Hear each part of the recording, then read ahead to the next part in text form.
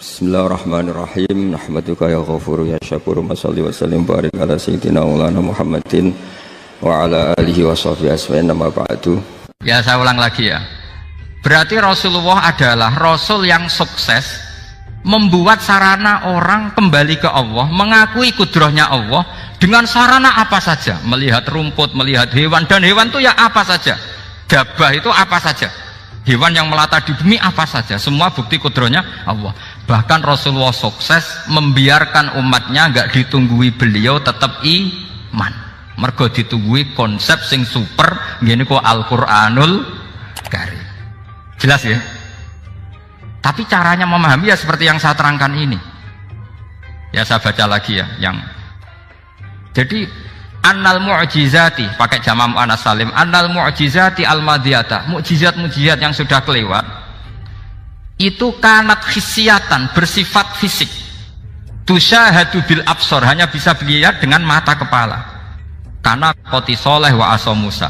Wa mu'jizatul Qur'ani tusyahadu bil basirah, sementara mukjizatnya Quran disaksikan dengan mata hati, dan setiap orang punya mata hati. Fayakunu man yattabi'uhu li ajliya aksar li anna alladhi yusyahadu bi ainir ra'si yang qoridu bingkirodi musyahidihi walladhi yusyahadu bi ainil aqli bakin yusyahiduhu kullu man ja'a badal awal mustamirron.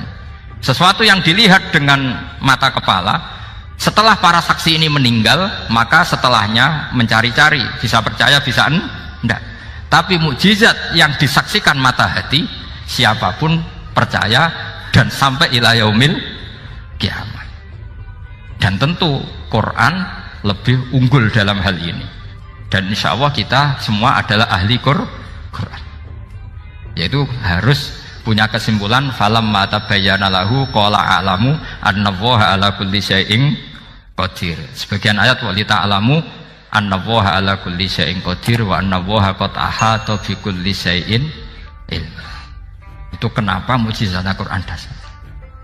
Itu yang gampang-gampang ya, melihat nyamuk, unta, kerbau itu yang gampang. Anda tak naikkan kelas sedikit menjadi agak ilmiah. Misalnya begini, kamu ahli falak. Misalnya kayak Batu Rehan ya. Itu pasti tahu kalau matahari dan rembulan dibikin Allah itu asyamsu wal qamaru bi husban, bahwa matahari dan rembulan dibikin ini untuk hisab. Walladzi ja'ala syamsa diya wal qamara nura wa qaddarahu manazila li ta'lamu 'adadas sinina wal hisab.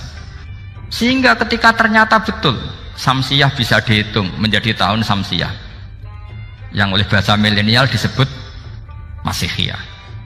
Sayyidina Umar agak tersinggung. Sebetulnya yang namanya hisab itu tidak ada hubungannya dengan Masehi dan Hijriyah, itu tidak ada. Semua berdasar matahari atau apa? Rembulan.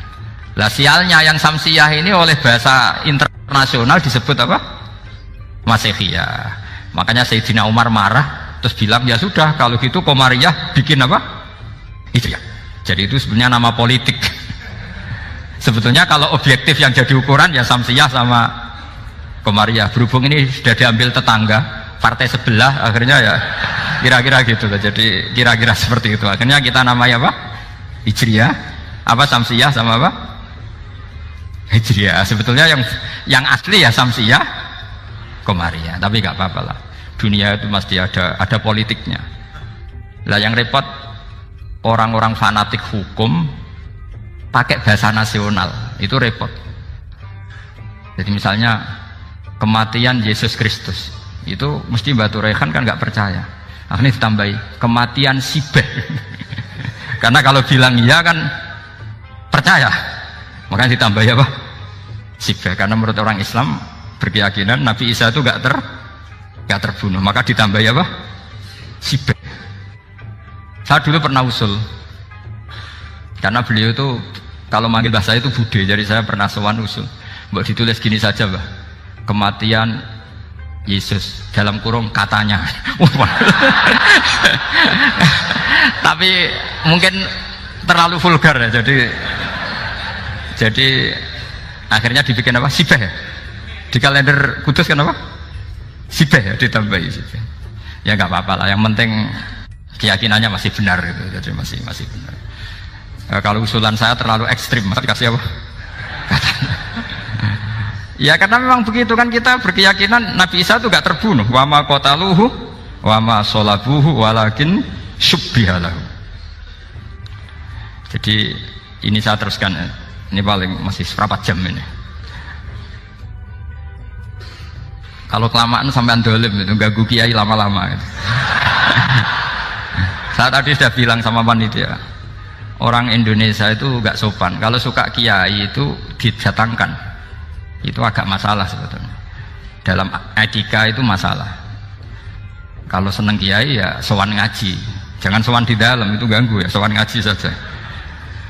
Dulu Imam Malik itu anaknya raja itu, Imam Malik itu seangkatan dengan Harun ar-Rasyid. Makanya jangan berharap kalau saya gampang diundang. Bukan karena saya sombong, memang etikanya seperti itu.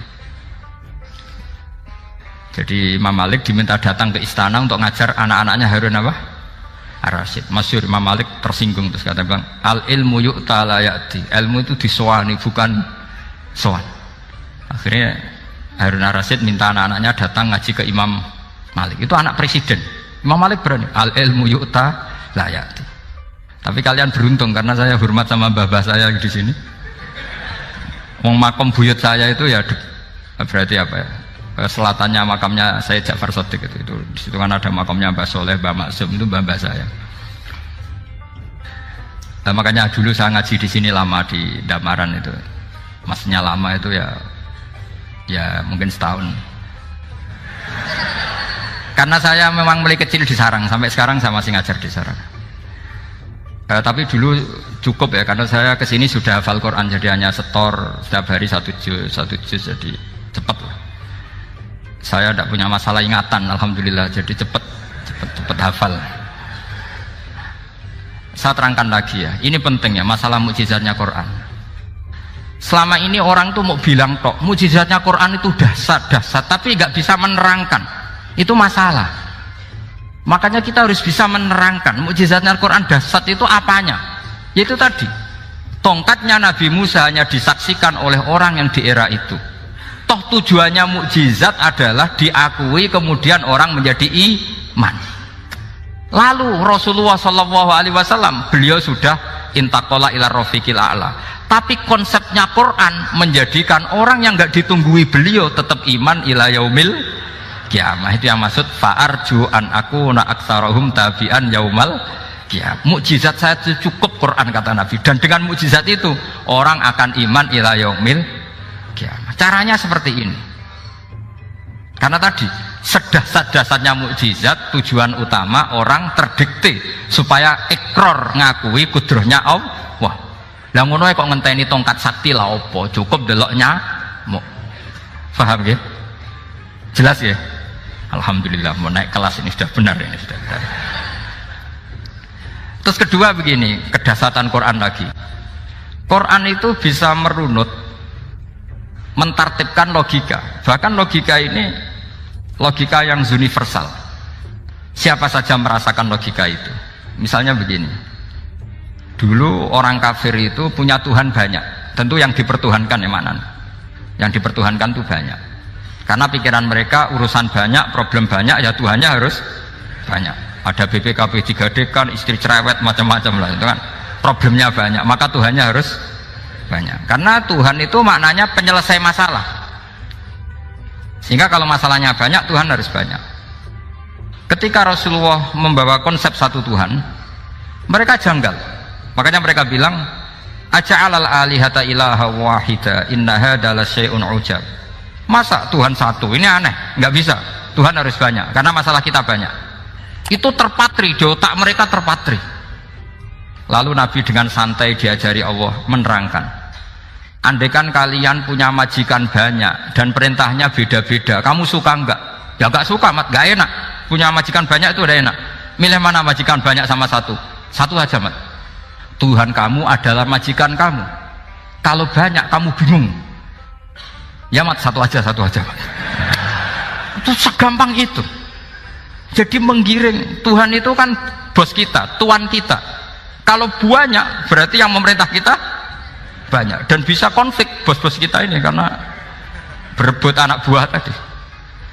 Akhirnya mereka, kalau kamu punya majikan banyak dan perintahnya beda-beda, semuanya minta dilayani, kamu pusing enggak? Ya pusing, Mat. Minta yang mana? Majikan banyak sama satu? Satu saja, Muhammad. Ya Tuhan kamu adalah atasan kamu, maka harus satu. Mereka paham. Oke, Mat, Tuhan satu. Itu yang dimaksud dorobawaw matalar rojulan fihi syuraka umutasyakisuna wa rojulan salamal lirojul hal yastawiyani masalah. Langsung alhamdulillah. Karena mereka yang paling bodoh pun paham dengan logika itu, paham. Kalau Tuhan banyak, perintahnya banyak, kita repot. Maka Allah bikin satu masalan, yaitu rojulan fihi syuraka umutasyakisuna wa rojulan salamal lirojul. Satu lelaki, satu bos, satu perintah. Kayak apa mudahnya Allah. Kemudian mereka tetap menuhankan Lata, Hubal, dan Uzza karena mereka dipertuhankan. Sebenarnya nggak pernah Tuhan, tapi dipertuhankan. Allah memberi contoh itu sederhana sekali.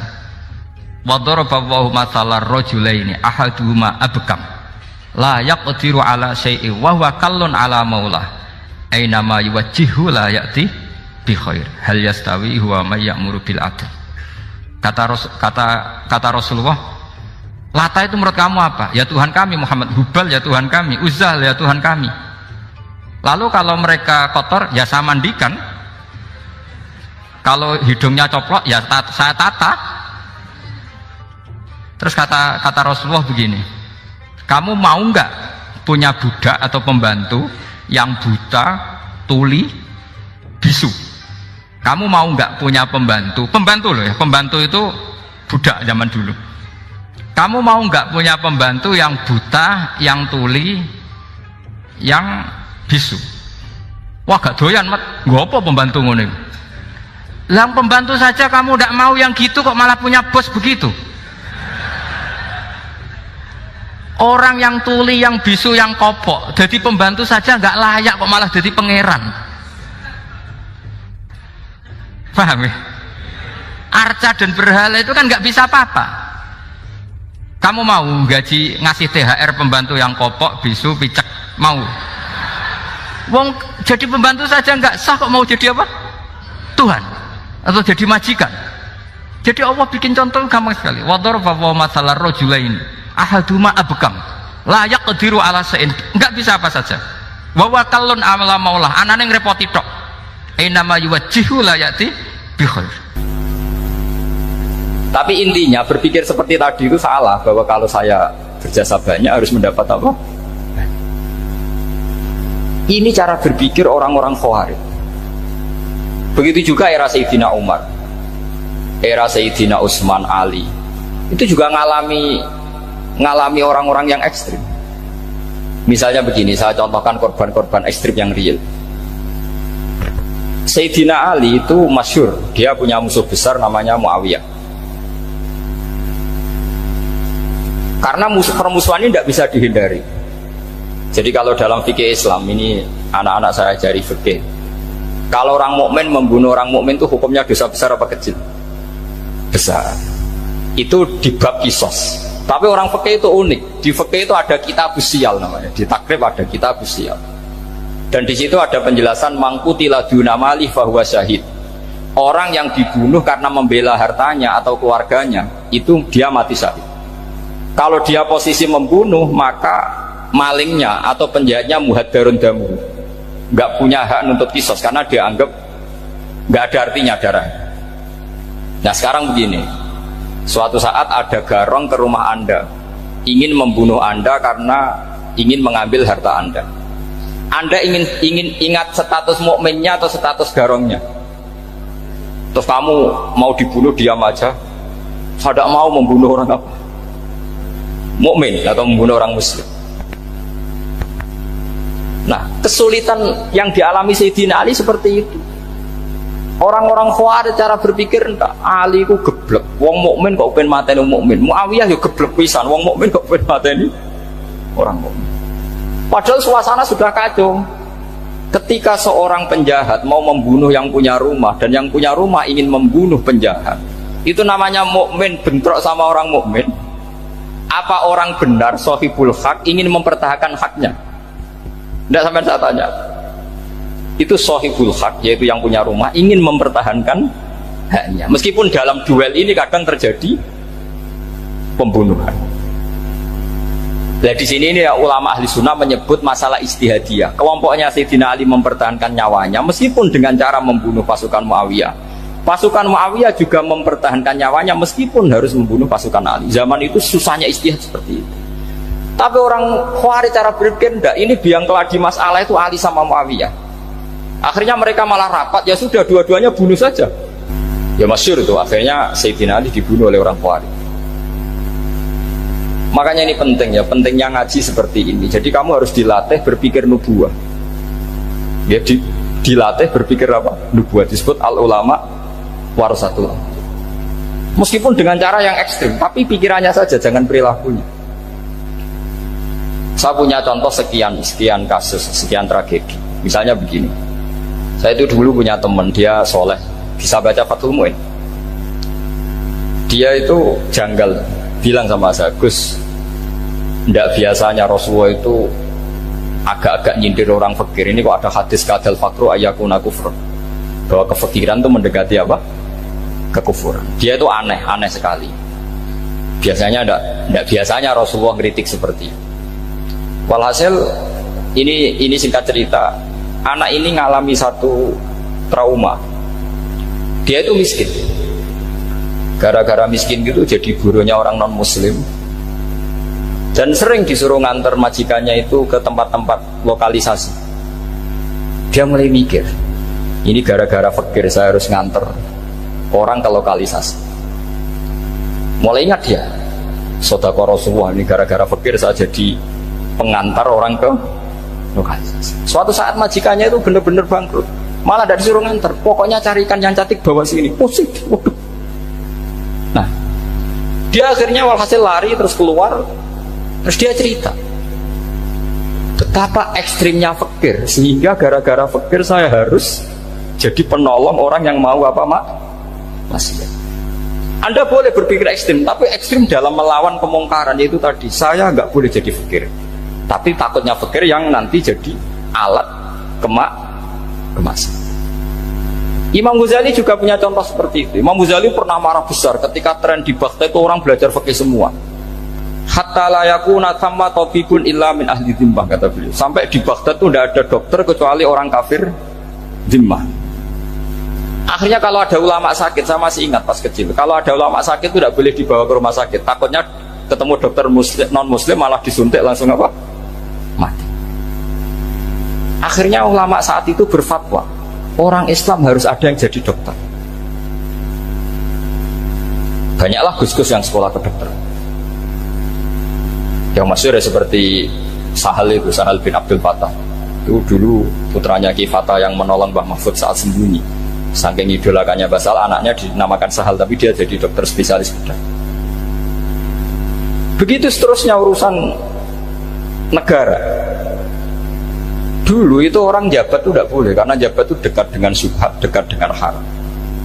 Tapi gara-gara pejabatnya non muslim, kalau bikin aturan ya ala non muslim.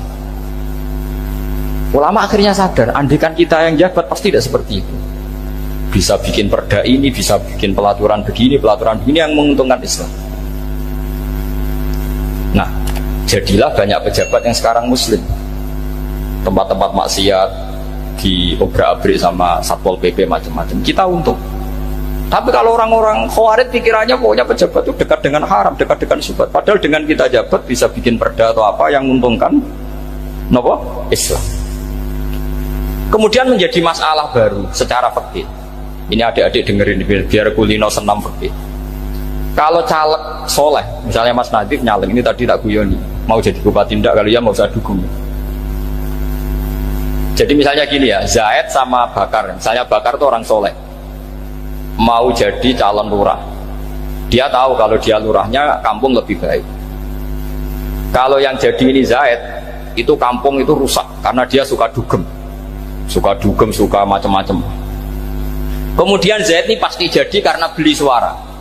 Misalnya per kepala itu dibeli 50.000. Bakar ini kalau nggak beli suara kalah. Padahal dengan kalahnya Bakar artinya kemenangan kemungkaran. Itu zaman era Fathul Mu'in, muridnya Ibnu Hajar Al-Hitami.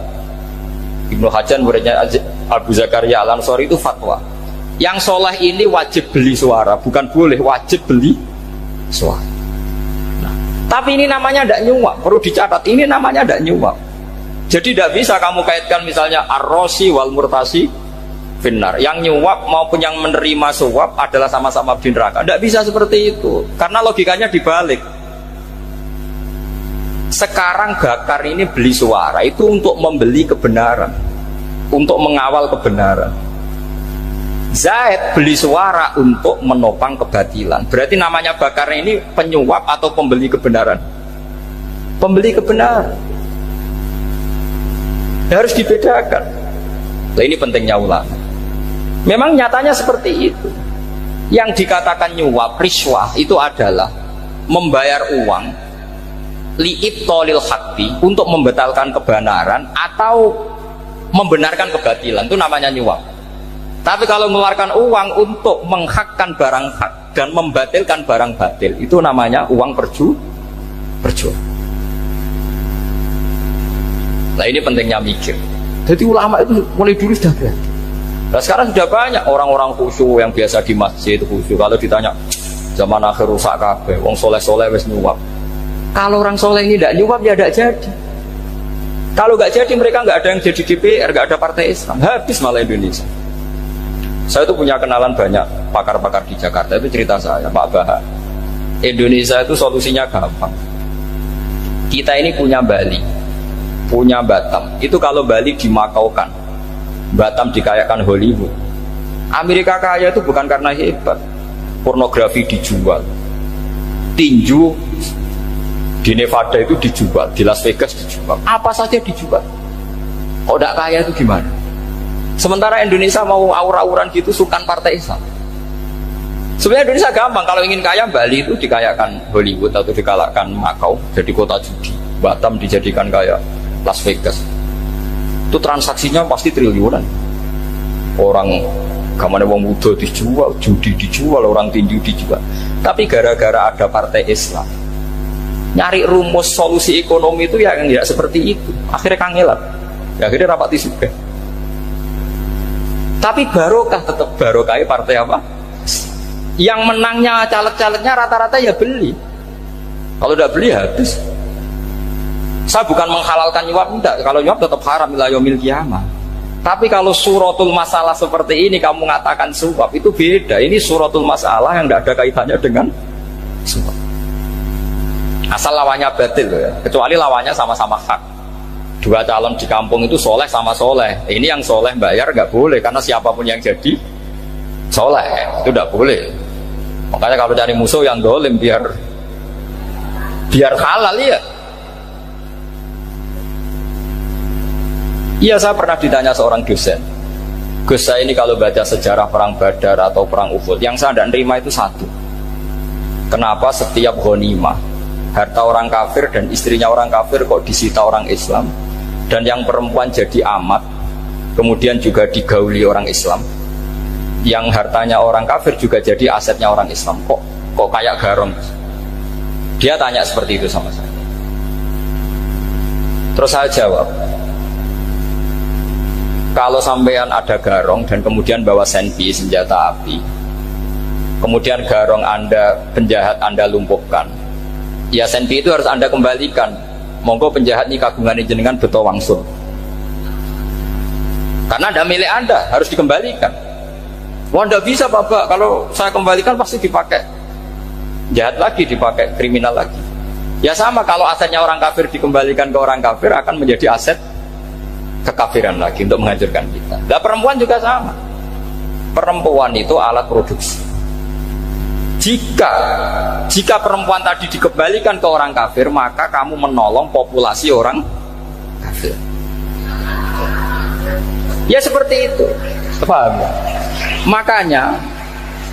Makanya disita dalam perang loh ya, tapi dalam perang yang legal. Nah itulah kenapa amat halal. Makanya di Quran itu illa ala azwajihim aw ma malakat aymah. Paling enggak itu masih ada ulama atau pemikir atau ustadz siapa saja yang bisa memahami logika apa? Islam. Nanti kalau ulama ini sudah meninggal, orang akan mencibir Islam dengan cara mengatakan Islam itu jahat, yaitu menyita hartanya orang kafir dan istrinya orang kafir setiap kali terjadi perang. Karena pemikiran ini pasti sama-sama kutubnya, sama-sama ekstrim. Ya ini penting saya katakan. Makanya masyhur itu perdebatan Sayyidina Ali dan Muawiyah. Ini saya kutip sedikit. Ini ya sama-sama berpikir ekstrim, tapi ekstrim yang baik. Walhasil dalam satu kerja bakti di Masjid Kuba, itu ada sahabat namanya Ammar. Ini di depan umum, ini penting. Kalau dalam ilmu hadis di depan umum ini penting, karena nanti menjadi mutawatir. Beda dengan hadis yang Nabi ngendikan sama 1-2 sahabat, namanya hadis ahadi. Di depan umum Nabi guyon gini sama Ammar, ya Ammar waihak taqtuluka alfiatul baghiyah. Ammar, kamu ini nasib kamu itu agak sial, karena nanti yang membunuh kamu itu kelompok yang tidak benar. Alfiatul baghiyah itu kelompok yang tidak benar. Itu disaksikan sekian sahabat. Walhasil suatu saat Ammar ini ikut perang dan ikut pasukannya Ali dan terbunuh oleh pasukannya Muawiyah. Seneng Ali. Walhasil Ammar ditemuin sama Ali. Ya Muawiyah, al-ana dhuhara bi anna fi'ati haqqun wa fi'ataka baghiyah. Sekarang kelihatan siapa yang benar. Saya yang benar, kamu yang salah. Kenapa? Karena Ammar kelompokku dan terbunuh oleh kelompok kamu. Padahal kata Rasulullah yang membunuh Ammar adalah kelompok yang salah. Tapi Muawiyah pintar sekali, dia jawabnya gini, laula kama kutila Ammar. Ammar terbunuh karena bela-belain kamu. Kalau kamu tidak nyuruh dia perang juga gak terbunuh kan. Jadi kamu ikut andil terbunuhnya siapa? Ammar. Tapi apa kata Sayyidina Ali? Idzan qatala Rasulullah Hamzah. Kalau teori itu Anda pakai, Rasulullah pun membunuh Hamzah. Sekarang Hamzah perang karena suruhan siapa? Rasulullah. Yang membunuh Hamzah siapa? Wahsy. Kalau teori itu Anda pakai, berarti Rasulullah pun membunuh Hamzah. Terus fasa kata Muawiyah, Muawiyah diam. Jadi fikih pun tuh diputuskan lewat pikiran ekstrim. Tapi bukan ekstrim yang merugikan orang lain. Nah, kalau merugikan orang lain namanya sudah la darara wa la dirar, dia menyalahi aturan itu. Makanya saya pernah ngaji di sini dulu ketika tahun kemarin. Fikih-fikih Islam itu punya rumus, itu ya gara-gara pikiran ekstrim sebetulnya. Saya pernah nyontohkan adalah orang tuh kalau sholat jenazah itu mayitnya di depan. Itu ulama fikih tidak ada yang punya alasan. Mau hanya bilang gini, hakadha wajadna salafan wa khulafan. Mulai dulu kalau nyolati mayit ya jenazahnya di depan. Ya hanya gitu saja, tidak punya alasan. Makanya ulama lain mengatakan tidak apa-apa jenazah di belakang, yang sholat di depan. Kenapa? Fa innaha laysat bimanzilatil imam. Memangnya jenazah imam kok harus di depan? Itu ya tidak ada yang bisa bantah. Bagaimana mungkin harus di depan? Oh, enggak, imam kok harus. Yang harus di depan itu imam. Jenazah itu imam apa enggak? Enggak. Terus alasan kedua, sholat ghaib. Kalau ada orang mati di Surabaya, Mas Nadib di sini, sholat ghaib boleh enggak? Boleh. Jenazahnya di depan apa belakang? Di belakang kan? Berarti harus enggak jenazah di depan? Ya dia mau ngakeh yang jelas kalau itu. Lah ini contoh-contoh kecil. Nah orang Khawarij itu orang yang paling tidak mau menerima otak-atik seperti itu. Akhirnya jadi goblok bareng tadi. Ya makanya Rasulullah pun jadi korbannya Khawarij. Muhammad, kamu harus adil. Karena pikiran mereka adil itu yang memberi banyak ya dapat banyak. Kalau pikiran nubuah tidak seperti itu. Kalau yang biasa memberi, biasa heroik, biasa baik ya biar tetap biasa memberi. Jangan dilatih jadi apa? Fasih. Ini mungkin adik-adik juga agak keberatan, tapi harus dilatih. Makanya saya itu jadi kiai itu ya mulai kecil, anaknya kiai, putu kiai, saya itu yang mulang itu senang. Saya tidak pernah terlintas dikasih santri atau dihormati ya enggak. Mungkin sampai mati agak terlintas. Ya pikiran saya sederhana. Biasa mulang pahlawan, malah sekarang pasen itu malah kayak cemen, kayak turun kelas gitu. Jadi saya terus ya enggak kepikiran sama sekali. Loh kalau saya minta sama Allah karena itu atasan saya. Makanya ada ulama yang ekstrim gini, ini kisah nyata. Ada ulama alim datang ke seorang raja, rajanya ini soleh padahal. Ternyata pas raja itu berdoa, ya Allah saya kasih ini, kasih ini. Padahal ulama tadi itu mau mengajukan proposal, mau minta apa gitu. Terus dia pulang ketika ditanya, Pak Kiai kenapa pulang? Ternyata raja itu minta zat yang sama yang saya mintai. Kalau raja saja masih minta, ngapain saya minta raja? Saya akan minta zat yang dimintai raja. Terus pulang dia. Oh, itu ya pikiran ekstrim, tapi bagus ekstrimnya. Saya akan minta zat yang dimintai raja. Kalau sampean kan enggak, uteke saya les, sholat dinteni, tetap jalo. Oh, emang orang mikir seperti itu. Emang salah didik, salah itu tadi. Nah, ini harus dilatih. Masyhur itu ketika Nabi pas Fathu Makkah itu, orang-orang Ansor komentari Nabi gini, ketika Nabi sangat happy di Mekah, sangat enjoy di Mekah, kata orang-orang Ansor, amar rojul fa'adroka durok fatun fi ahli wa ulfatun fi asyiroti. Namanya orang pasti happy kalau di kampung halaman. Jangan-jangan Rasulullah itu nanti hidup di Mekah lagi, karena Mekah sudah dikuasai orang Islam. Beliau pasti kangen sama keluarga, sama Mekah. Tapi ya sama, ketika Rasulullah mulai ngasih itu, orang-orang Quraisy dikasih banyak, orang Ansor juga pikirannya seperti itu. Baru orang Ansor dilatih pikiran nubuwah, yaitu tadi mereka itu dapat kambing, dapat sapi terus pulang. Kamu mendapat saya, milih mana? Milih Rasulullah Shallallahu Alaihi Wasallam. Sekarang kamu saya balik, kamu punya kiai, kamu bisa memberi hadiah, memberi beliau. Suatu saat kiai Anda ini kaya raya, terus sering ngasih orang-orang yang nggak pernah berjasa, kamu nggak pernah dikasih. Itu kalau pakai pikiran Khawarij, kiai ini salah karena ngasih orang yang tidak berjasa. Tapi kalau kamu pakai pikiran nubuah, enggak. Alhamdulillah saya tetap istiqomah memberi kiai itu, dan alhamdulillah nggak dibales. Semoga balasannya di akhirat. Ya sudah seperti itu. Kalau pakai pikiran gengsi tadi seperti itu, masa biasa memberi sekarang posisi diberi, saya rak turun kelas. Jadi sebetulnya pikiran ekstrim itu boleh, tapi untuk yang seperti ini bukan ekstrim yang tadi. Makanya ini disebut al-hujjat. Al-hujjat itu satu logika yang bisa mematahkan asumsi awal. Ini saya harap santri-santri matolek putra maupun putri berpikir seperti ini, sehingga sama.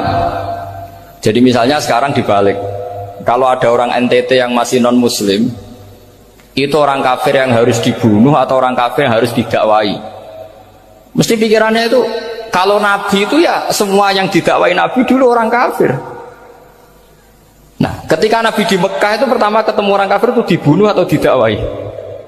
Didakwai. Ya berarti pilihan sekarang ya didakwai bukan dibunuh. Nah soal perang itu perang itu beda dengan membunuh. Ada janjinya, ada macam-macamnya, terus nggak ada solusi, itu baru ada perang. Jadi kalau sudah dibalik-balik gitu, makanya kata ulama-ulama, Khawarij itu pasti salah. Pasti salahnya adalah kalau orang nggak benar ya dibenarkan, bukan dibunuh. Kalau setiap orang kafir dibunuh, Nabi kapan jadi nabinya? Karena orang kafir habis. Jadi metode bil hikmati ya ada, mau'izatul hasanah ya ada, karena orang kafirnya sudah mati. Terus pertanyaan kedua, kalau Nabi harus ekstrim ngapain? Yang ngawal Jibril, halnya Israel lebih efektif.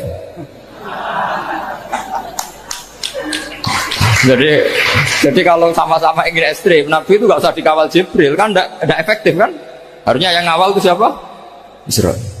Kan nggak repot ya. Nah, jadi saya mohon ini saya cerita. Jadi korban pikiran ekstrim itu bukan siapa-siapa. Pertama itu Rasulullah. Akhirnya Rasulullah menjelaskan, ya beginilah cara berpikir nubuwah. Jadi saya kira demikian. Nanti mungkin kalau ada tanya-tanya, ada pertanyaan. Yang jelas kalau seputar ekstremitas itu bisa latihan. Ya, sebenarnya bisa latihan di fikih. Karena fikih ini cerminan dari pikiran ulama. Ya, cerminan dari pikiran ulama yang tidak tekstual. Ya, seperti gini ya. Tasaddaqa Rasulullah so'an min tamrin au so'an min aqidin. Ketika zakat fitrah itu Rasulullah mengeluarkan satu sok tamar. Tamar itu kurma. Kalau menurut tekstual berarti zakat fitrah harus pakai kurma. Tapi semua ulama sedunia mengatakan kuti ahlil balad. Artinya dalam konteks Indonesia ya pakai apa? Beras. Berarti kata tamar diganti kut. Diganti apa? Kut. Jadi orang itu jangan diajak goblok bareng. Masa Nabi ngendikan tamar harus apa? Tamar. Makanya saya pernah debat. Pak Nabi itu cingkrang. Kenapa orang-orang itu rata-rata tidak cingkrang? Saya bilang, Nabi itu hidupnya di Mekah. Kenapa Anda hidup di Indonesia? Iya, Nabi itu hidupnya di Mekah. Terus saya tanya lagi, Nabi itu hafal Quran, kamu udah hafal? Saya hafal Quran. Kalau cingkrang gampang, karek ngetok kata saya. Ya, kalau ada sunnah Rasul, Nabi hafal Quran enggak? Hafal kan? Berarti kalau ikut sunnah Rasul, hafal Quran. Jangan cingkrak tok, ya hafal apa? Ya sama poligami juga gitu yang tadi diceritakan Mas Nadif itu. Nabi itu poligami setelah Khadijah meninggal. Apa mereka mau nunggu istri pertama meninggal? Kalau ingin persis loh, kalau ingin persis nunggu istri pertama meninggal. Ah, iya. Tidak mau juga kan? Ya biasa saja lah. Pokoknya yang dihalalkan syariat ya kita bilang halal, yang diharamkan kita bilang apa? Tidak usah sok suci si sunnah Rasul. Saya punya banyak cerita. Abu Bakar itu dulu sering menghindari sunnah Rasul. Dulu Rasulullah itu kalau ada orang minta ya dikasih. Ketika era Abu Bakar bikin Baitul Mal. Ketika ditanya ini zaman Rasulullah tidak ada, kata Abu Bakar, huwa Rasulullah. Beliau itu Rasulullah. Mau nggak dimanage ya negara tertib. Umar bikin pasukan itu diangkat negara. Kalau dulu zaman Nabi yang ikut perang bahaya, yang tidak perang namanya munafik. Era Umar tidak, militer itu ditunjuk. Ya digaji pakai Diwanul Murtazikoh. Ketika ditanya kenapa tidak kayak Rasulullah, huwa Rasulullah, mau tidak tertib pun tetap negara stabil. Karena ada karismanya. Jadi kadang-kadang dalam banyak hal itu kita malah tidak boleh persis Rasulullah karena kadang banyak khususiyah. Yaitu contoh yang paling masyhur di fikih ya kayak Nabi itu nikah 9 itu khususiyah. Dalam strategi juga sama. Dalam strategi memanage negara juga sama. Banyak sahabat yang punya ide yang zaman Nabi itu tidak ada. Ketika ditanya, kenapa tidak persis Nabi? Katanya, huwa Rasulullah. Ya Rasulullah itu meskipun seperti itu, meskipun tidak tertib secara rasional, tetap dikawal wahyu. Makanya negara baik-baik saja. Kalau saya ini hanya Abu Bakar, kalau tidak ya repot. Umar ya sama, bikin Diwanul Murtazikoh. Utsman juga sama, di-manage negara. Sayyidina Ali juga di-manage. Kalau Nabi tidak. Tapi tidak apa-apa, karena ada karisma. Sama tak cerita nih, masalah zakat yang masyhur. Orang paling bakhil sekalipun, paling kikir sekalipun itu zaman Rasulullah bayar zakat. Karena pikirannya setelah zakat dikasihkan, Rasulullah mendoakan. Khudh min amwalihim shadaqatan tutahhiruhum wa tuzakkihim biha wa sholli alaihim inna sholataka sakanul lahum. Era Abu Bakar enggak. Sorry ya Abu Bakar, dulu kita zakat sama Rasulullah karena didoakan beliau. Kamu hanya Abu Bakar, saya tidak mau zakat. Ya sama lah seperti orang dipimpin ulama-ulama karismatik, orang dipimpin Badola itu tidak usah metai, santri sudah nurut. Dipimpin Mas Nazif, gak bikin pelaturan, habis pondok. Kalau tidak ngancam, gak gini, ditakzir, gak gini, habis. Zaman Badola dehem tok santri wedi. Mas Nazif dehem tok enggak ada. Nah, makanya Rasulullah itu tidak banyak bikin pelaturan. Rasulullah itu kalau mau perang itu hanya bilang sahabat, saya besok ditantang Abu Sufyan di sini. Saya mau perang. Oh itu sahabat ikut semua. Orang melihat wajahnya, melihat karismanya sudah tertarik ingin menyelamatkan beliau. Kita tidak akan ridho Rasulullah keluar sendiri. Kalau Abu Bakar ya enggak. Pertama Abu Bakar pidato sudah sopan. Saya memimpin kamu.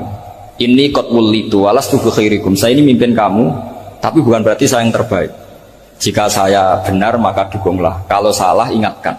Itu pertama orang-orang bilang apa? Fa wa la uqiman naka bisayf. Nanti kalau Anda salah tak ingatkan pakai pedang. Ya karena hanya Abu Bakar bukan Rasul. Jika diatur lah, ini ada militer, ada pengawal, ada Baitul Mal. Era Umar lebih modern lagi, ada Diwanul Murtazikoh, ada macam-macam. Ya Rasulullah nggak ada.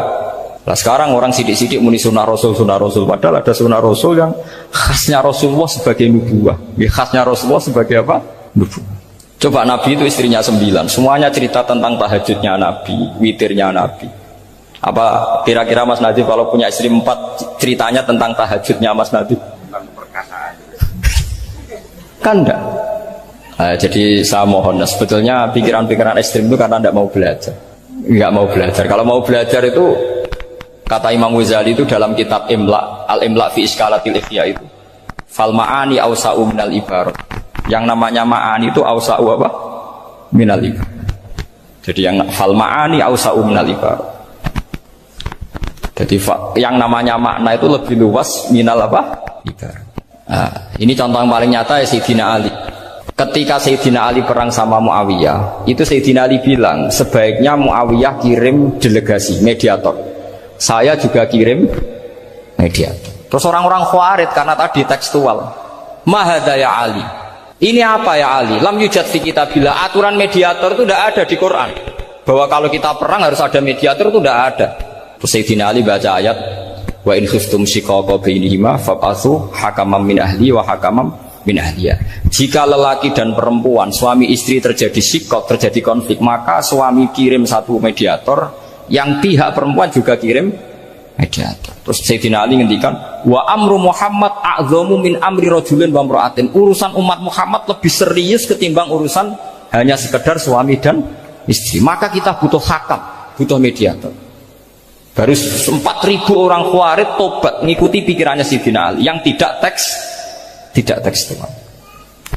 Sama seperti zaman Rasulullah. Ketika Rasulullah mau perang Badar, saya ini mau perang Badar kata Rasulullah, musuh saya itu 1.000 lebih, kalian hanya 313, apa kita teruskan? Itu sahabat langsung bilang gini, saya itu hafal teksnya, idzan la naqulu laka kama qalat banu Israil fathab anta wa rabbuka faqatila inna hahuna qa'idun walakin idhab anta faqatila inna ma'akum muqatilun. Ini kelihatan sekali bahwa para sahabat sudah ada tekstual.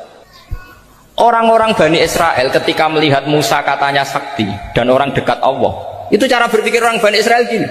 Walhasil ada perintah supaya Musa itu merangi kaum Jabarin. Orang Jabarin ini gagah-gagah, pikirannya orang Bani Israel, Musa kami itu sakti dekat Allah, ya sudahlah sama Allah saja sana, tak tunggu di rumah kabarnya. Itu kan sama dengan santri Ismedit, roh ya ini suga, dia itu suga, serasa tak pikirkan seperti itu. Ya sama seperti itu, Nabi itu kekasih Allah, mesti perang menang, serasa tak ewangi mesti menang. Fadhab anta wa rabbuka faqatila inna hahuna qa'idun. Ya sudah, kamu berangkat saja sama Tuhan, tak tunggu di rumah. Tapi apa kata para sahabat Ansor ketika Nabi minta supaya mereka dukung di perang Badar? Langsung bilang, idzan la naqulu laka kama qalat banu Israil. Kita tidak akan bermental kayak Bani Israil. Ini tekstual apa? Enggak. Mereka punya mafhum, punya pikiran. Cara Mas Adi punya kreatif. Bahwa ini mental yang bejat, kita tidak akan meniru seperti itu. Itu sahabat. Jadi dulu sahabat itu makna di Quran juga ada tekstual. Jadi bisa memahami. Nah sekarang orang memaksa semuanya harus tekstual. Ya meskipun tadi jangan terlalu liar terus menjadi liberal. Tapi saya tidak tahu kalau contohnya Mas Adi tadi pakai kondom sistik kordon, tidak tahu itu pikirannya Jil apa Mas Adi, tidak tahu saya itu tidak tahu kok sampai sembeling itu saya tidak tahu kok lagi juga kalau tidak bisa nyontohkan yang di luar itu, saya itu ya tidak tahu, mulai dulu ilmunya seperti itu terus ya tidak tahu lagi. Jadi mulai dulu zaman Nabi pun itu sudah ada pikiran-pikiran seperti itu. Jadi tekstual atau harfiah itu ya enggak. Nyatanya sahabat langsung bilang idzan la naqulu laka kama qalat banu apa? Isra. Ad-dinu yusrun wala yusyadha hadatina ahadun illa ghalabahu. Yasiru wala tu'assiru basyiru wala tunaffiru. Makanya kowe ora usah sok suci, hidup itu gak ada pilihan. Misalnya kalau saya ditanya, bina wong fasik itu penting enggak? Penting. Tapi kancanan wong fasik ku haram, mari katut. Kowe kancanan wong fasik ku haram, mari katut fasik. Ti ngembarno wong fasik umat Rasulullah ya haram, umat Nabi kok mbarno. Kancanan yo haram, ngembarno haram. Lah terus piye, Gus? Ya ora piye-piye. Ayo saiki misale kowe ngembarno wong ayu tiba ning dalan, haram to ora? Haram. Terus mbok gendong, haram to. Hidup itu tidak banyak pilihan. Jadi dilema dari buri-buri dilema. Makanya apa ya seperti itu istafti kolbak takok natimu motive nulung iku nulung apa sahabat ya sudah seperti nggak ada pilihan. Motivem kancanan wong fasik iku mergo enak kancanan wong fasik delok dangdut pantes apa pantes apa motifmu didik ayo rata-rata ke kancanan wong fasik motifmu didik apa enak kancanan wong fasik enak haram berarti ya seperti itu. Memang banyak sesuatu yang apa, makanya banyak ulama ngendikan banyak perilaku duniawi yang menjadi amal ukhrawi karena niat. Juga sebaliknya banyak perilaku ukhrawi yang akhirnya menjadi duniawi juga karena niat. Makanya niat itu diatur sedemikian rupa. Nah ini juga sama. Duduk tasahud akhir. Ayo, duduknya dulu, duduk tasahud baca sholawat itu satu paket. Makanya al-atase wal asir wal hadi asar atasahud wa qu'uduhu wa sholat ala nabi sallallahu alaihi wasallam. Fatasahudu mongko te tasahud wa qu'uduhu lan lungguh tasahud. In aqobahuma lamun ana sing maca akibat tapi sami nggih. Lamun mungkasi utawa nyusuli huma ing tasahud lan qu'ud apa salamun salam. Iku ruknani berarti rukun karone. Jadi tasahud yang diakhiri salam itu berstatus rukun. Berarti tasahud awal berstatus sunnat karena tidak diakhiri salam. Jadi nak wonten tiyang traweh kok 4 rakaat langsung salam itu nggak bisa dikatakan batal karena statusnya tasawuf awal nopo sunnat. Yeah. Tapi kalau traweh itu sudah monggo kalau traweh itu sudah menjadi alamiah, jadi biasanya ulama berdebatnya begini, ini dengerinnya. Kata taraweh itu alamiah apa implementasi dari Qiyamul Lail? Ayo jawab. Traweh itu alamiah apa implementasi dari Qiyamul Ramadan? Kalau kamu katakan Qiyamul Ramadan, maka ada orang traweh langsung 4 rakaat tanpa tasahud awal, harus kamu katakan sah karena tasahud awal berstatus sunnat. Tadi kan dikatakan tasahud yang wajib itu yang diakhiri salam, berarti tasahud awal sunnat. Di mana-mana kalau sunat boleh ditinggalkan. Yeah. Tapi ada ulama yang agak ekstrim mengatakan begini cara berpikir, tarawih itu alamiah. Alamiah artinya yang dikatakan tarawih, yang dikatakan tarawih adalah sholat 2 rakaat dengan 1 salam. Paham ya? Artinya kalau 4 rakaat dengan 1 salam itu namanya tidak tarawih. Paham ya? Makanya seperti itu tuh ya gak usah diperdebatkan. Seperti gini, sampean kalau sholat witir aku yakin akeh sing batal, cuma pangeran maklumi. Aku yakin akeh sing batal tapi pangeran maklumi. Jadi disahno, kenapa sah? Dimaklumi Allah Subhanahu wa taala tadi. Kamu kalau witir kan 2 rakaat dulu. 2 rakaat setelah itu. Sekarang pertanyaan saya, ketika 2 rakaat kowe niat tembi. Wong niate witir kok genep. Ya kan? Apa? Lah pertanyaannya begini, ketika rakaat ini minal witri, kemudian orang ini ternyata nggak nerusno sing sak rakaat, itu sah sebagai witir apa sholat biasa? Loh ada nih gue, murid temu beling-beling ya, modelnya itu mau rasa ya. Tapi ya apa gak zaman akhir ya sahabat. Ndak, ketika 2 rakaat itu jenenge sholat witir apa ndak gitu saja pertanyaan. Orang oleh ngeper, jawabnya ngono tok. Ketika 2 rakaat itu witir apa enggak? Tidak.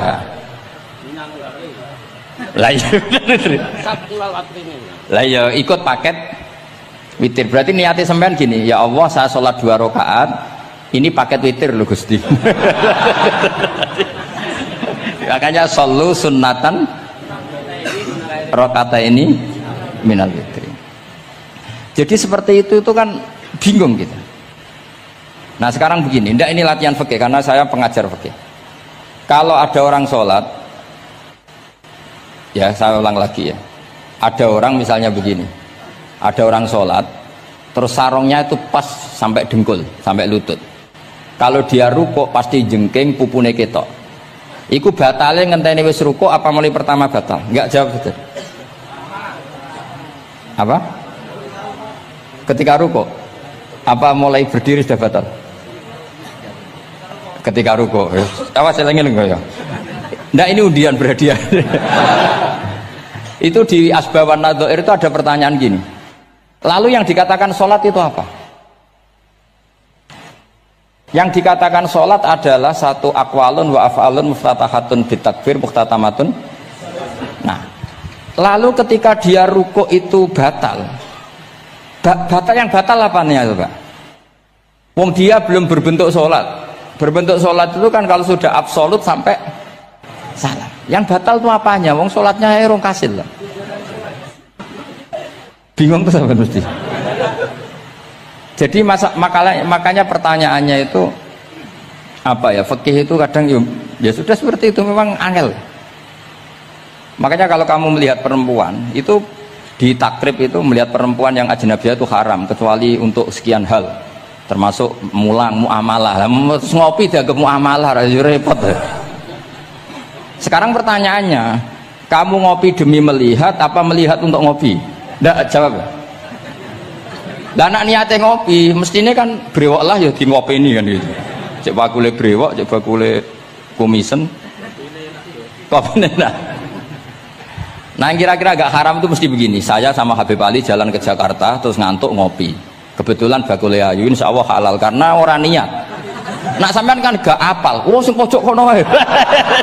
Wah itu mesti haram itu tak jamin itu.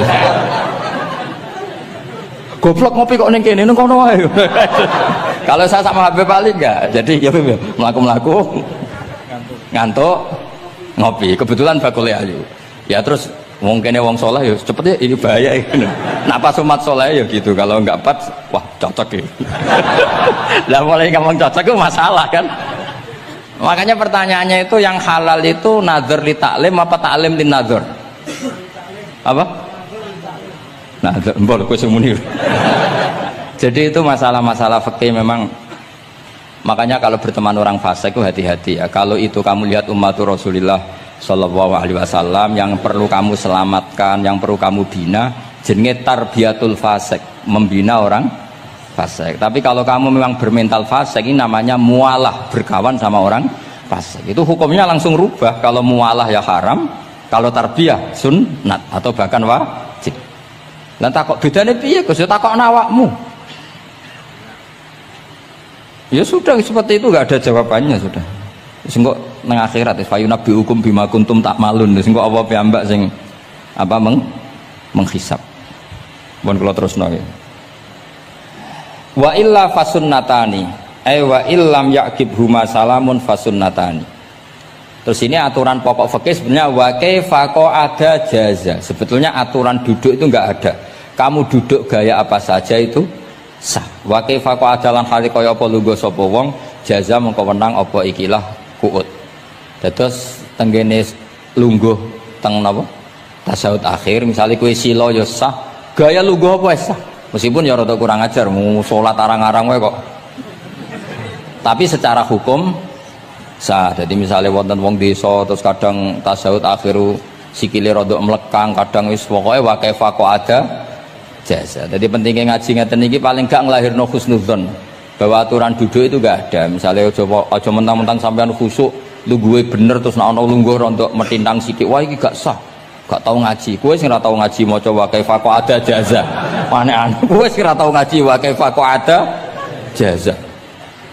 Enak ora tau ngaji malah nuduh. Iso wae sing lungguh ora bener ku wali malah lara wae. Meskipun agak-agak ya ora. Wali kok lungguhe ngono. Tapi nek misale wali tenan kualat sampean. Wa kaifa ada jaza. Terus hukum itu penting. Sehingga kalau sampean haji tenggene Mekah niku salat itu umum macam-macam. Kula sing nganti saiki iskal tapi wis ora iso protes. Niku lho, Beb. Wong kuat ngadeg nggawa kursi nak salat kok lungguh. Nak teng Indonesia wong salat lungguh ora ngentosi bener-bener lemah. Ning Arab gak kuat nggawa kursi. Salate lungguh. Engko nak ngarep iku sofa kosong, kursine digawa. Ya lungguh meneh. Batinku lungguh kursi ngalor idul kuat kok salate. Nak teng Jawa iku anggere ngape mati cek salat ngadeg. Kursine enteng. Jadi ya kalau mboten ngerti nih. Ada lagi yang orang Arab, mungkin Arab Bedui. Itu kalau ada yang nelpon, itu teleponnya dijupuk. Jap soli. Kalau aku dong ditakoi, Gus iku madzhab apa? Aduh, mbaya ketoke madzhab goblok. Apa disalahno iku wong Arab? Wong Arab. Ora disalahno iku. Akhirnya debat. Soli iku pirang huruf? Ya telu nak cara nahwu nggih. Shot lame sitok kan tasdid berarti telu. Telu wis batal loro. Batal. Pas ya. Yo kok pas. Seru repot. Serepot-repot. Sementing sampean ngerti gitu. Terus salat iku wa kaifa ada jasa. Terus ngerti ngaten iki niati ben husnudzon mbek umat Rasulullah sallallahu alaihi wasallam. Nak sampean gak ngerti ilmu iku gampang suudzon. Lungguh kok ngono ning dinggon salat tasawuf akhir lungguhe yo ngene. Lah lungguh yang dilakukan Rasulullah itu bayangan ideal, standar ideal tasawuf akhir duduke ya kaya Rasulullah sing ditirokno para ulama sampai guru-guru kita. Tapi ku tetap standar afdholiyah, standar utama. Tapi sakjane wa kaifa ada jaza. Jadi penting sanggep ae ben mari husnudzon. Di misalnya orang tasawuf akhir kok ambek swilo ngono wis. Anggap ojo terus aliran iki. Ojo ya aja ngono sik. Iki bar ngaji Minhajut Thalibin lagi seneng-senenge praktek ngono. Tapi ya ora pati wali mesti. Wali kok kontroversi aneh-aneh. Cuma umpama ngono kowe aja langsung darani gak sah. Apa meneh nuduh aliran. Wis biasa wae, tapi aja praktekno nggih. Pokoke umume wong lah ben gak kontroversi. Tapi kalau ngadepi wong liya tetap kita keyakinan wa kaifa ada jaza dengan duduk gaya apa saja sah. Kados sing teng Arab yang gendut bebek nak salat kan sikile di selujungno. Mergo jajal tahiyat kados umume tiyang digeblek kula nate ora wong gendut nata wetenge kan gak iso. Dadi lungguh sikire bujur. Lah mergo jajal praktekno guling tenan. Nah niku takbire ya wa kaifa ada jaza. Tapi Pak Ngangan ya ora sopan, wong sowan pangeran kok ngono iku terus piye? Lah Pak ini baru kayak ngaji gitu terus wong niku ben gampang husnudzon ambek umat Rasulullah sallallahu alaihi wasallam. Mergi kita tuh gak mungkin bayangno donya ideal ora mungkin. Kok jeneng roh tiyang tawaf ngono semua macam-macam. Coba misalnya mboten enten pendapat Imam Malik sing darani batale wudu nyuwun sewu lamsu maknane jima. Madzhabe Abdul bin Abbas. Lah sampean tawaf ya mesti rasah, mesti kedemek wong wedok. Kedemeke wong ayu-ayu, kadang kowe ya gelem tenan. Lha itu satu-satunya solusi ke kita intikal napa? Mazhab. Oh, tetep ra iso ra kedemek. Wis aku ora ganteng lah tetep kedemek. Niat khusyuk gitu tetep kedemek. Apa meneh awale wis rapati khusyuk. Lho kok wis wong khusyuke kedemek. Kalau nanti tawaf pas haji, kalau haji tahun 2012 nomor 13 bar tawaf beb niku tok sa'i ku untuk bojone wong ya. Jadi dekne nyongko aku bojone dicekeli pundakku. Wong tawaf wong lanang kan ngomong kan dari belakang kan sama semua. Bareng terakhir didelok, lho jebule ora. Piye gitu. Lah aku ya ora krasa lagi usul pangeran coba. Aku coba bayangno kok sampeyan terus krasa mboten. Wah ngenyek wong niku, ngenyek wong niku.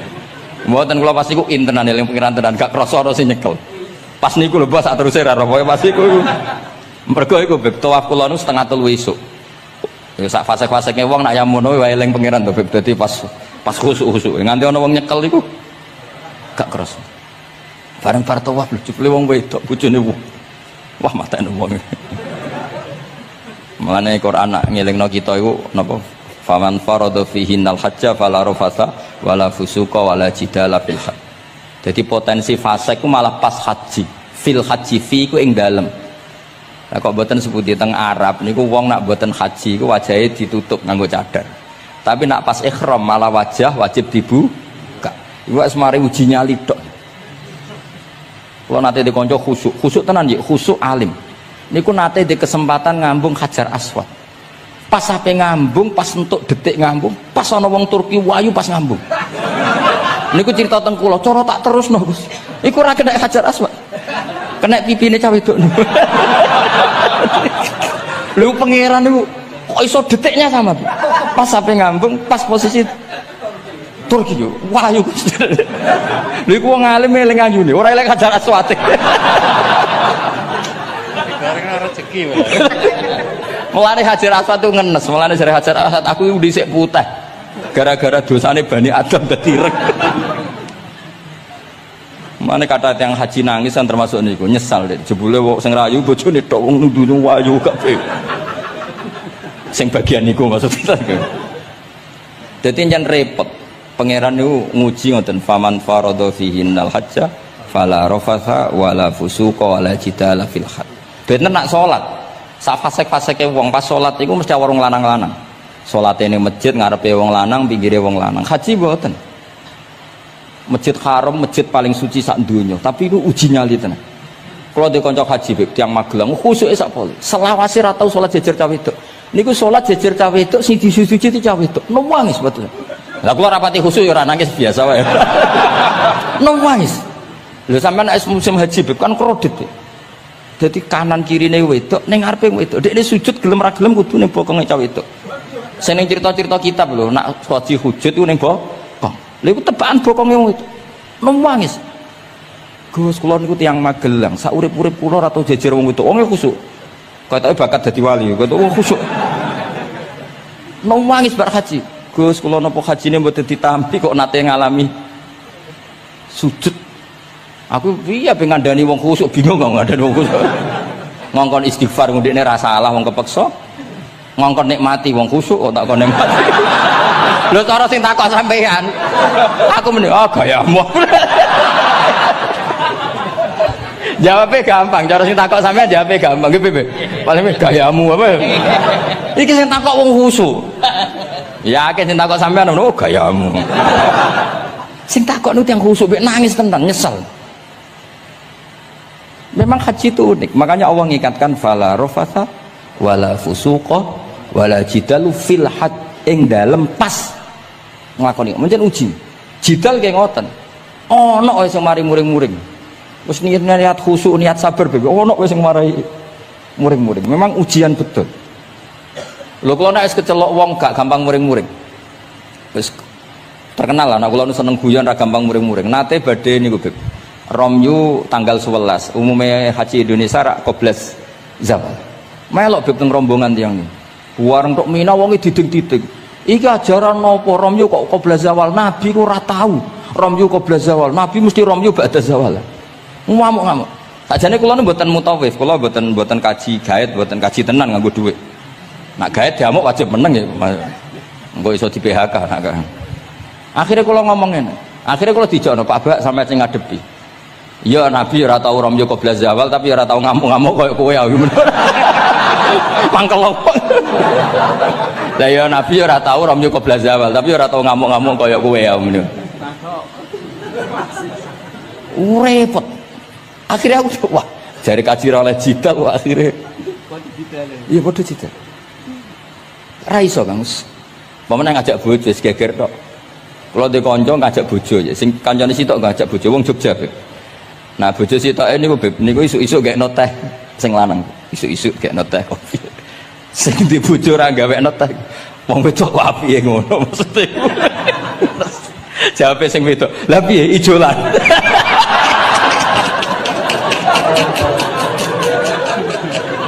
Dadi wong lanang kok kadang spontan lu kan yo kacau. Cah wedok cek apike mbek bojone. Piye Mas, ijolan maksudnya. Wis pancen jare amit-amit pas kaji. Ayo sapa sing kaji ora jidal lho ben ora raine. Sing ngene-ngene iki lho. Wong aja ulama aja Habib iku wis gak mlebu kias sing umum-umum lho. Wes angel. Ono catering terlambat, wah ada saja yang bikin apa? Emosi. Kalau kaji tak rilek-rilek. Tapi ya sono ngono pidato ning Mina ono macam-macam. Ribet.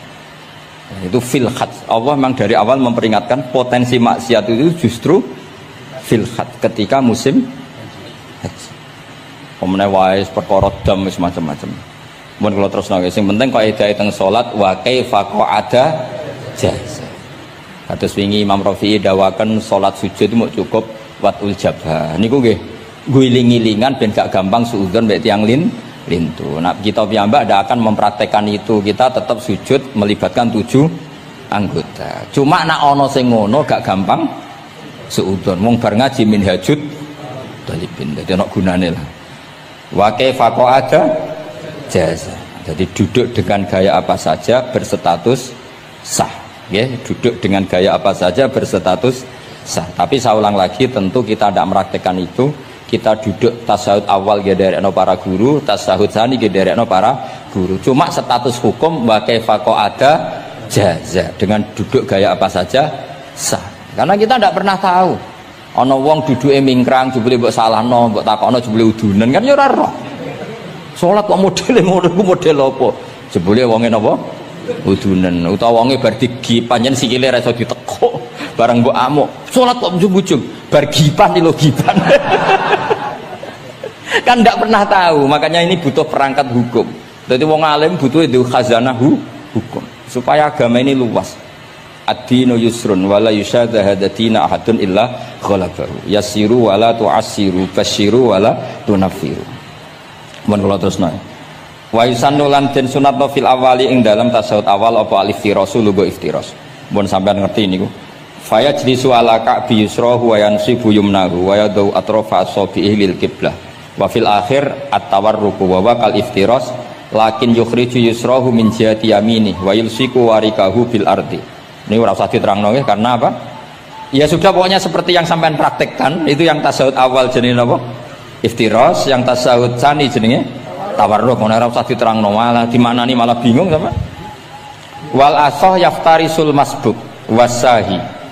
Nah, meskipun imam itu tasawuf akhir, masbuk tetap bergaya tasawuf awal karena masbuk tidak diakhiri salam karena dia nanti berdiri lagi. Nah, kalau sedikit mau cerita masbuk bahwa agama ini proses. Ya saya ulang lagi, agama ini proses. Dulu para sahabat itu kayak cacilik Kudus, kayak cacilik Indonesia. Jadi dulu para sahabat itu kalau Nabi sudah rakaat ketiga atau rakaat kedua, niku takbir terus sholatnya digebut gitu. Digebut, wis kayak cacilik-cilik kita cilik kan orang imam wis rakaat ketiga kayak takbir ngebut. Nah, engkau bar ngebut nganti bar. Jadi imam rakaat ketiga kita tahu-tahu rakaat ketiga mergo nyelip. Engkau imamnya salam ya melok salam. Itu kecerdasan itu tuh pinter. Dulu zaman sahabat ya gitu, agar Nabi rakaat ketiga sahabat datang takbir ngebut sampai rakaatnya sama dengan Nabi, Nabi salam terus ikut. Nah ditakoki Nabi wis pirang rakaat jong? Nggih 4 rakaat. Lah oke karo kok 4 rakaat nggih ngebut Nabi. Itu dulu gitu. Sampai ada Mu'ad bin Jabal, makanya disebut di antara spesialis fikih itu Mu'ad bin Jabal, ketika beliau karek sama Nabi, beliau ngikuti Nabi, kemudian Nabi setelah salam beliau menambahkan rakaat yang kurang. Terus semenjak itu udah di syariat kalau untuk masbuk ngikuti imam, setelah imam salam menambahkan rakaat yang ditinggal. Terus dibakukan sampai sekarang. Dulu enggak seperti itu. Dulu sholat ya kenalan, jenengan dalemnya pundi. Oh, belum. Ya mun tengah-tengah sholat. Jejer wong ora kenal, jenengan tiyang pundi mboten nate ngertos kula tiyang mriki. Nggih ngoten riyen. Nggih. Sahabat yang pun terpelajar ora roh nak ngono iku batal salat. Sampai setelah salat Rasulullah sallallahu alaihi wasallam matur, "Inna hadhi salat munajah." Salat iku munajat dong ya. Nak omong-omongan mbek pangerane ora usah mbek Bani Adam. Akhirnya semenjak itu salat ngomong mbek Bani Adam hukume batal. Sebelum itu ya ndak. Nah, makanya agama ini proses, sehingga fiqh dakwah itu harus dihidupkan. Sekarang enggak orang langsung pakai fiqhul ahkam, akhirnya umat ini melayu. Harusnya yang dimulai fiqh dakwah. Jadi dulu Nabi berkali-kali kecewa be umat itu, tapi Nabi ngempet karena prosesnya fiqh dakwah. Lho nate wonten tiyang niku nyuwun sewu ijek di penggawean maling. Sowan Nabi di wis masyhur. Nabi mau ngangkat dia congkoe sholat. Ada sahabat yang nyuwun sewu rontok usul ning Nabi. Ya Rasulullah, dia punya penyakit sering maling. Kenapa tidak kamu larang supaya tidak maling? Nabi jawab ngeten. Sayanhahu ma yaqul. Nah dekne kok salate wis bener ditampa pangeran kok mari-mari di. Itu termasuk yang diperkuat oleh ceritanya Habib Zain bin Semit dalam kitab Al-Manhajus Sawi. Ada orang preman agak suka malak orang gitu. Tapi nak sholat tenan, tapi ya malak. Jadi contohnya ya kayak ora usah takok.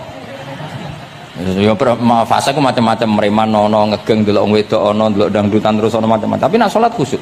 Ada seorang wali yang mangkel iku gunane apa kowe sholat wong ijek fasik.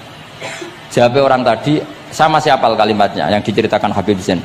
Ada'u lisulhi maudian. Saya tetap ingin ada alasan saya berdamai dengan Allah. Jadi aku nak pas maksiat itu kan hubungan saya dengan Allah kurang baik. Maka saya tetap akan menjaga 1-2 perilaku saya yang saya menjaga perdamaian dengan Allah. Istilahnya dalam bahasa Arab ada'u lisulhi maudian. Saya tetap punya sisi musolahah berdamai dengan Allah. Sehingga suatu saat mungkin Allah pas ridho, sholatnya dia makbulah, kemudian dia jadi wali. Makanya kita ini nggak pernah tahu Allah ridho pas kita apa, juga nggak pernah tahu Allah benci pas kita apa. Sehingga ra iso sampean muni apa gunane kaji nek ijek lakuane ngono, apa gunane ngaji Minhajul Thalibin ora usah ngono. Saya pas sampean ngaji, pas ra paham terus ridho mek kodok kodar. Wah diridani pangeran, wong kondang tenan, wong ra paham kok ridho mek kodok kodar. Sing paham ujug, wong goblok kabeh sing pinter aku tok. Waduh, nyoro lek kula nang ngono. Jadi kita tidak pernah tahu Allah itu meletakkan ridhonya di mana, meletakkan sukhtunya di mana.